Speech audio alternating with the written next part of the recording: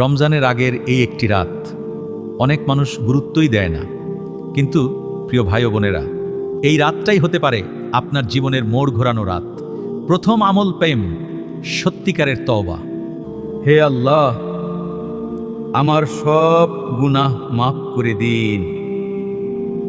হে আল্লাহ, আমার সব গুনাহ মাফ করে দিন। আল্লাহ তওবা কবুল করতে ভালোবাসেন।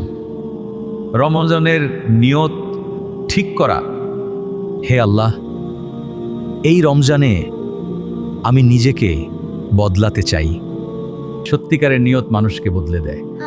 তৃতীয় আমল, দল দল এই দোয়া পড়ুন। আল্লাহুম্মা বাল্লিগনা রমাদান। হয়তো এই রমজানই হতে পারে আপনার জীবনের সবচেয়ে বরকতময় রমজান। তাই আজ রাত থেকেই নিজেকে আল্লাহর দিকে ফিরিয়ে নিন।